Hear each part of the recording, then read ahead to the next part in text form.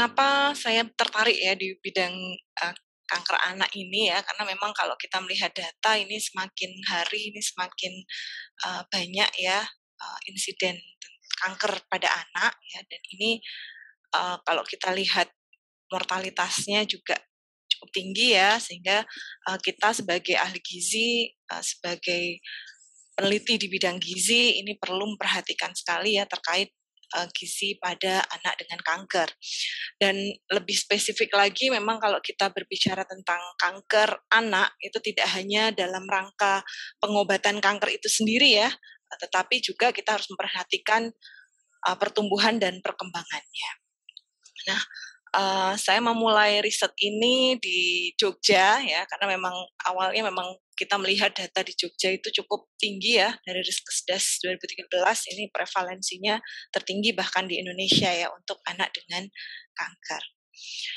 Nah, kemudian, kalau kita melihat lagi lebih dalam ya, terkait dengan status gizi dan, anak pejuang kanker ya, kemarin saya sempat ngobrol dengan teman-teman di, yayasan kanker ya, ini jangan sebut pasien ya, tapi pejuang gitu ya, pejuang kanker anak. Nah, ini memang kalau kita, fokus di gizinya ya, ini kita mencegah terjadinya malnutrisi, baik undernutrition atau overnutrition ya, sehingga anak tersebut, bisa lebih baik kualitas hidupnya, kemudian morbiditas dan mortalitasnya juga lebih rendah. Kemudian terkait dengan status gizi ini, merupakan dampak ya dari outcomes, atau luaran akibat kanker itu sendiri, baik itu dari perubahan komposisi tubuhnya, kemudian dari kondisi tumor atau kankernya itu sendiri, dan juga pengobatan yang mungkin diterima oleh anak-anak tersebut. Termasuk dalam hal ini kesehatan mentalnya ya, sehingga kita juga harus, mensupport. Dan ini memang, kalau kita berbicara tentang profesi kesehatan, memang lintas profesi ya sangat kita perlukan, gitu. Nah, kemudian untuk intervensinya pun kita perlu melakukan intervensi secara holistik ya, untuk anak penderita kanker ini, karena, prinsipnya memang dia masih anak-anak, dia masih di bawah orang tuanya, tapi untuk pemilihan makanan, apalagi ini anak-anak yang sudah di atas 10 tahun, nah ini, lebih dari 5 tahun mungkin ya, yang sudah mengenal berbagai macam jenis makanan, nah ini, mungkin akan lebih berbeda gitu ya pendekatannya untuk gizi atau intervensi yang diberikan. Nah, kemudian, terkait dengan balance energi ya pada pasien kanker, ini kita perlu perhatikan bahwa di sini ada faktor inflamasi yang sebenarnya sangat erat kaitannya dengan komposisi tubuh pada anak penderita kanker, sehingga memungkinkan sekali anak tersebut, kelebihan gizi atau kekurangan gizi, tergantung banyak faktor yang mungkin mempengaruhi.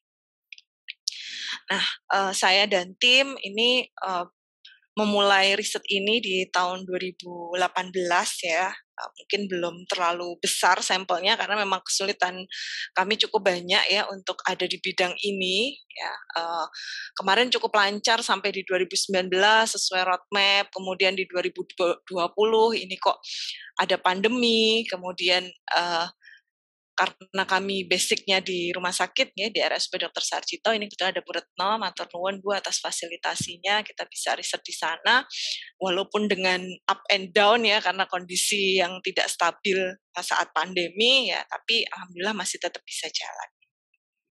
Dan goal-nya memang, harapannya kami bisa membantu untuk, nantinya menciptakan atau mewujudkan gitu ya, intervensi spesifik gitu ya untuk, anak-anak ini. Nah ini, awal mulanya di tahun 2018 ya, kami melakukan, cross sectional study ya, pada kanker anak yang menjalani kemoterapi ini benar-benar di awal ini kami masih, eee, melihat ya gambarannya seperti apa sih anak-anak kanker di RSUP Dr. Sarjito ini gitu ya. Kemudian kami melihat bagaimana asupannya, statusnya, kemudian termasuk waktu itu, kecemasannya gitu dan, ternyata ini cukup lancar ya waktu itu, untuk bagaimana kita melakukan pengambilan data dan seterusnya. Nah, sehingga diperoleh kondisinya seperti ini di 2018 ya, eee, memang untuk riset setiap batch-nya ini jumlah respondennya tidak bisa banyak ya. Nah, ini saja sudah waktu penelitiannya biasanya cukup lama gitu untuk mendapatkan jumlah sampel yang sesuai karena memang karakteristiknya sangat beragam, kemudian range usianya juga berbeda-beda dan juga biasanya diagnosisnya juga berbeda-beda.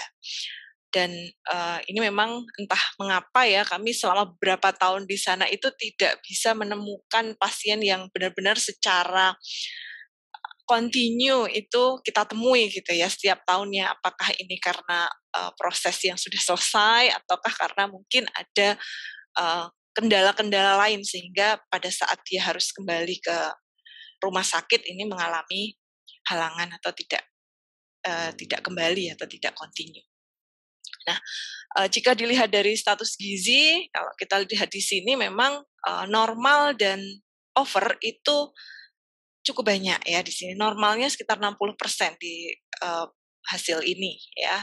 Ini berdasarkan BMI for age ya, karena memang range usianya tadi cukup banyak, jadi saya tidak memisahkan mana yang balita, mana yang baduta gitu ya untuk status gizinya, tapi kami menggunakan BMI for age. Kemudian untuk tinggi badan menurut umur, ini juga yang normal cukup banyak, stunting ya ada sekitar 20-an persen.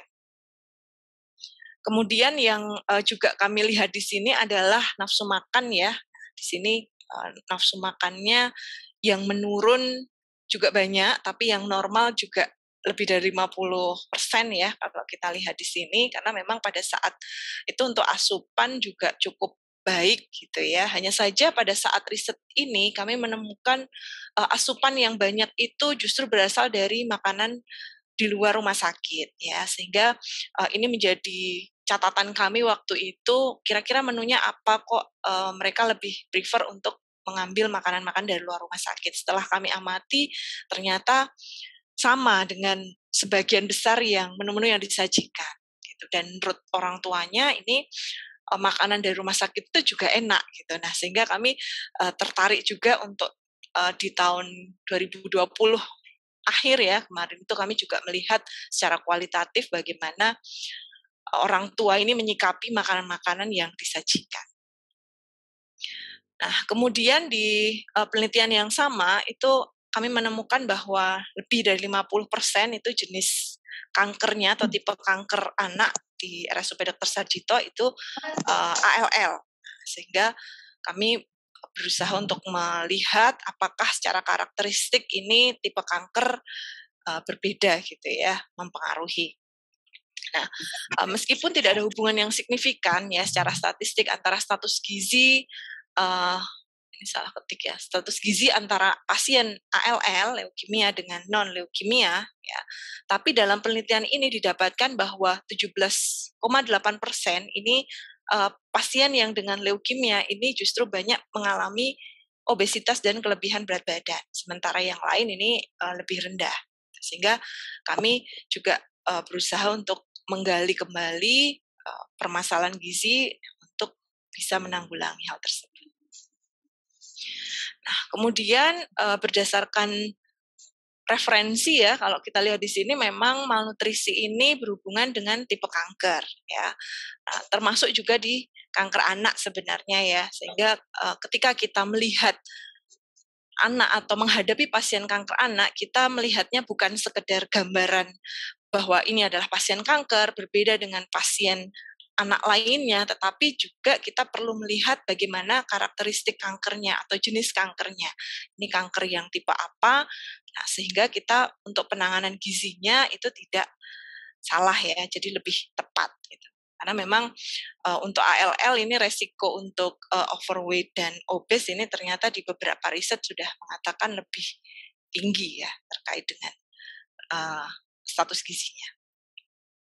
Nah, terkait dengan resiko-resiko tadi, ini juga ada referensi ya terkait dengan tipe-tipe tumor tadi ya atau kanker tadi dengan kondisi malnutrisi pada anak dengan kanker atau anak pejuang kanker ya.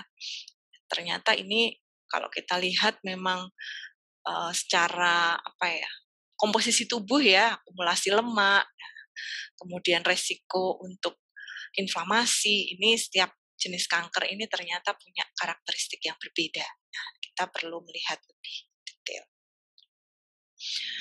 Nah, kemudian terkait dengan pengaruh metabolik dari kanker dan terapinya, yang perlu kita perhatikan ada 3 ya. Yang pertama adalah perubahan komposisi tubuh, kemudian pengaruh dari pengobatan itu sendiri ya, dan juga kondisi atau prognosis dari kankernya. Sehingga kita juga perlu melihat misalnya ada pasien anak dengan kemoterapi ini di stase apa atau di masa yang mana, kemudian bagaimana progresivitas kanker itu sendiri, itu perlu kita ketahui karena ternyata ini mempengaruhi proses yang ada di dalam tubuhnya. Nah, komponen-komponen terkait asesmen gizi ya pada anak kanker itu seperti kita ketahui ya di NCP ada dietary history, anthropometry ya, laboratory assessment. Nah, mungkin untuk yang dietary history dan laboratory assessment kita sudah cukup lengkap gitu ya datanya ya. Tapi untuk anthropometry ini memang salah satu yang dianjurkan ini sebenarnya adalah lebih ke asesmen komposisi tubuh. Karena di beberapa penelitian kalau kita mengandalkan berat badan saja atau antropometri yang erat kaitannya dengan komposisi tubuh, body image misalnya, ini ada banyak kendala yang bisa kita hadapi. Nah, kalau mungkin Bapak dan Ibu atau teman-teman semua mungkin sering atau mungkin tergabung dalam komunitas dietitian onkologi gitu ya di luar di internasional, ini teman-teman kita di luar nih dietitian biasanya kalau praktek memang sudah didampingi dengan komposisi tubuh ya atau alat untuk mendeteksi komposisi tubuh gitu, sehingga body composition ini menjadi suatu data yang penting gitu ya untuk pasien-pasien kanker, terutama untuk yang anak ini juga pemantauannya ini bisa dilakukan dengan deteksi komposisi tubuh tadi untuk meminimalkan tadi hambatan-hambatan atau kesalahan-kesalahan dalam interpretasi berat badan. Nah, sehingga itu juga yang mendasari kami di 2019 ini melakukan riset lanjutan, sebenarnya ini sesuai roadmap yang ada juga terkait dengan komposisi tubuh ya pasien anak. Ini juga latar belakangnya adalah karena tadi di ALL kami menemukan banyak yang overweight dan obesitas gitu ya. Kemarin sempat berdiskusi juga dengan teman-teman sejawat, kemudian melihat perkembangan yang ada, referensi dan lain sebagainya. Nah, ternyata ada pertanyaan kaitannya dengan bagaimana dia memang secara status gizi IMT atau mungkin secara berat badan itu tinggi, tapi apakah massa ototnya itu bagus ya, apakah dia ada resiko sarkopenia obesity gitu ya. Nah, ini kemudian kami mencoba untuk melakukan studi terkait komposisi tubuh. Ya, nah ini hasil data kami di 2019 ya. Kami menggunakan beberapa alat. Memang sih gold standarnya adalah DEXA ya, dan alhamdulillah di RSUP Dr. Sarjito ada DEXA, dan kami sangat terbantu kemarin pada saat di sana. Kemudian memang gold standarnya DEXA, tapi ini mempunyai kelemahan ya. Kelemahannya adalah tidak praktis karena memang dia harus di ruangan tertentu, harus dioperasionalkan oleh orang yang memang ahli gitu ya. Kemudian cukup mahal ya memang. Nah, sehingga kami mencoba untuk melihat adakah komposisi alat untuk melihat komposisi tubuh yang lain yang mungkin bisa menggantikan atau mendekati si DEXA tadi, sehingga kami mencoba untuk melihat alternatifnya yaitu BIA ya, Bioimpedance Analyzer, kemudian juga kita mengukur secara antropometri. Kami menggunakan 2 BIA, yaitu Tanita, yang pertama, yang kedua Omron ya. Mungkin kalau teman-teman banyak melihat BIA yang di luar, ini biasanya teman-teman kita di luar ini kalau nggak Tanita yang standing itu ya, biasanya mereka menggunakan in-body. Nah, ini yang biasa direkomendasikan. Nah, dari hasilnya tidak semuanya bisa berkorelasi ya.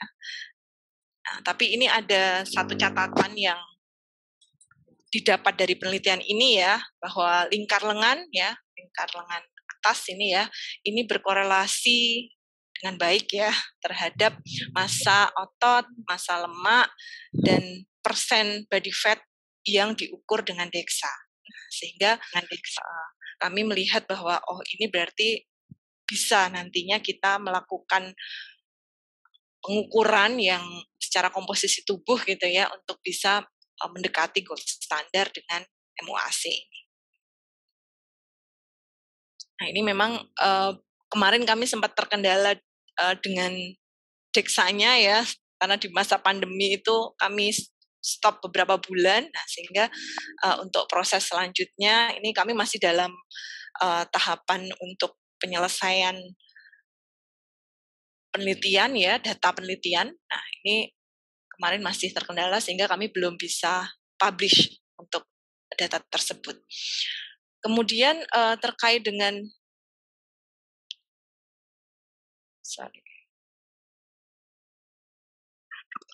ya. Oke.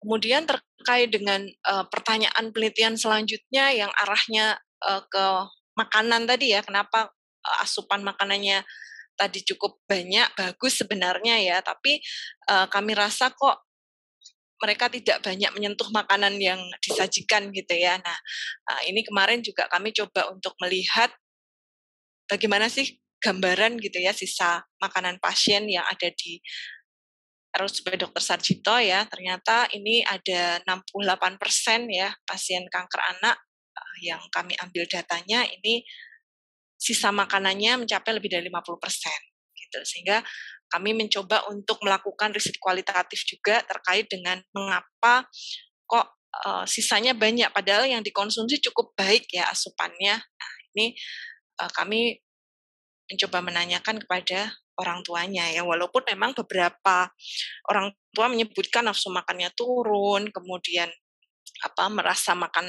dia merasa bahwa makan itu tidak enak gitu ya. Nah, sehingga orang tuanya cenderung untuk memberikan makanan apapun ya yang diinginkan oleh anaknya gitu. Nah, ini ternyata sesuai dengan riset sebelumnya tadi yang terkait dengan ALL ya, leukemia, itu resiko overweight tadi kan lebih tinggi ya. Nah, ternyata ini juga karena di awal ini orang tua ingin anaknya itu makan di awal-awal diagnosis ya. Ingin anaknya itu makan banyak sehingga apapun diberikan untuk anaknya tanpa memperhatikan jenis ya dan jumlah yang diberikan kepada anaknya. Sehingga ini juga mendasari kami untuk melihat bagaimana pengetahuan orang tua terhadap gizinya dan juga persepsinya terhadap makanan yang disajikan rumah sakit. Nah, yang ada di sini saya baru menampilkan berapa data saja, karena yang lain masih dalam proses publish ya, termasuk yang kualitatif karena memang baru selesai di awal 2021 kemarin. Nah, 50% ini kalau kita lihat di sini ya, ini sudah cukup baik gitu ya, bahwa orang tua itu melihat makanan itu sesuatu yang perlu diperhatikan gitu ya untuk anaknya, sehingga dia memberikan makanan-makanan yang tepat. Nah, sayangnya ini kemarin kami meng-cross-check memang persepsi terhadap makanan yang disajikan itu masih sedikit kurang tepat gitu. Makanya kami mengkonfirmasi beberapa narasumber terkait dengan hal tersebut. Nah, ini sekitar 81% ya, dia menjelaskan bahwa makanan dari rumah sakit itu baik ya, tetapi dia mungkin karena ini sifatnya massal ya, nah ini kemudian dia akhirnya memilih untuk menyediakan sendiri, seperti itu. Nah, kemudian dari berbagai riset tadi, kalau kita menarik sebuah kesimpulan gitu ya, bahwa untuk intervensi gizi pada anak kanker, ini memang kita harus melihat case by case gitu ya, kita mungkin belum bisa kalau spesifik ke arah personalized nutrition, tapi paling tidak kita mendekati ke tailored nutrition atau personal gitu ya, untuk melihat satu persatu dari karakteristik tersebut. Dari mulai gejala yang ditimbulkan, kemudian dari mulai nafsu makan anak, kemudian dari mulai obat-obatan atau tindakan-tindakan pengobatan yang didapatkan oleh anak tersebut sehingga menimbulkan efek apa pada anak. Nah, ini salah satunya kalau kita lihat di sini juga mual dan muntah ya, ini menjadi efek samping yang paling banyak ya ketika anak itu kemo, sehingga ini ternyata mempengaruhi asupan energi ya pada anak tersebut, sehingga nanti kita harus melihat, dan tentunya kalau terkait dengan gejala klinik kita harus perlu kolaborasi ya di sini, sehingga kalau kita memberikan makanan yang sudah baik, sudah menarik, sudah cukup gitu, ternyata resiko dari kemoterapinya ini lebih tinggi, nah kita perlu untuk melakukan kolaborasi. Nah, ini adalah kunci dari nutrition support ya pada anak kanker ya. Terkait dengan malnutrisi, kita harus memperhatikan diagnosisnya, kemudian kita harus melihat treatmentnya, ya. Kemudian apakah anak tersebut kurang dari 2 tahun, karena biasanya memang diagnosis ALL itu justru malah sekarang-sekarang ini banyak yang di awal-awal ya, di bawah 5 tahun itu cukup banyak, sehingga ini merupakan tantangan lagi untuk kita terkait dengan pemilihan makanan. Kemudian terkait kemoterapi, protokolnya harus kita pahami, dia masuk di fase mana, ternyata efek sampingnya berbeda, kemudian resiko terhadap status gizinya juga berbeda. Kemudian resiko malnutrisi, ya ini kita juga harus perhatikan, dan kehilangan berat badan ini menjadi salah satu diagnosis juga untuk gizi. Nah, kemudian apa yang saat ini perlu kita perhatikan? Yang pertama adalah permissive diet ya, atau biasanya tadi saya sampaikan di awal-awal diagnosis itu orang tua cenderung khawatir ya anaknya sakit sehingga memberikan banyak makanan tanpa memperhatikan kebutuhannya itu sebenarnya jenis yang mana. Nah, sehingga resiko terhadap overnutrition tadi lebih tinggi, terutama anak-anak yang memang secara metabolisme kankernya dan pengobatannya itu nanti beresiko ke arah overweight. Nah, kemudian perlu diberikan diet yang khusus gitu ya, yang memang kita siapkan personal untuk anak tersebut. Nah, ini yang sering dilupakan karena memang anak dengan kanker itu kadang mendapatkan treatment spesial ya, baik di rumah, di sekolah, di rumah sakit ya. Dia tidak boleh banyak bergerak, dia tidak boleh berolahraga gitu ya. Padahal kalau kita berbicara tentang komposisi tubuh, massa otot, nah ini sangat didukung gitu ya oleh aktivitas otot, dalam hal ini aktivitas fisik dan olahraga yang memang tersupervisi. Ini nutrition support-nya ya. Ini riset dari Murphy ya. Ini terkait dengan anak-anak kanker di low and middle income countries ya. Kita masuknya di middle mungkin ya.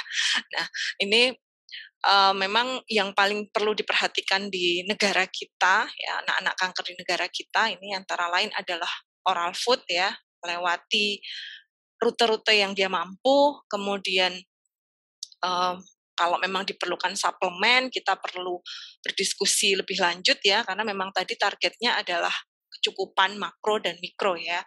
Nah, kemudian melihat kondisi apakah perlu enteral ataukah parenteral. Ya, ini untuk anak dengan kanker ya, spesifiknya adalah high energi, protein ya, tailored ya, untuk individual considering side effect. Jadi kita harus benar-benar melihat satu persatu case gitu ya, apakah dia ada mual, karena tidak semuanya ternyata mengalami mual gitu ya.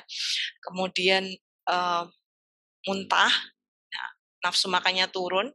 Terkait dengan ini juga ternyata dari riset-riset sebelumnya dan referensi yang ada, kecemasan justru banyak muncul dari orang tua, sehingga terkait dengan makanan tadi, karena kalau usianya tadi masih balita atau di bawah 10 tahun itu masih menjadi utamanya adalah makanan dari orang tua, sehingga ini kecemasan orang tua ini justru banyak mempengaruhi asupan di anak. Kemudian edukasi ini sangat penting karena ternyata meskipun dia tahu tadi dari pengetahuannya itu dia tidak spesifik gitu ya pengetahuannya. Dia hanya tahu bahwa kanker itu seperti ini, makanannya harus baik gitu, bersih misalnya. Tapi mungkin sampai ke kandungannya, jenis mikromineral apa yang mungkin harus banyak dibutuhkan itu masih kurang, sehingga perlu kita lakukan edukasi. Nah, ini jika ada suplemen dan mungkin support dari enteral dan parenteral, ya.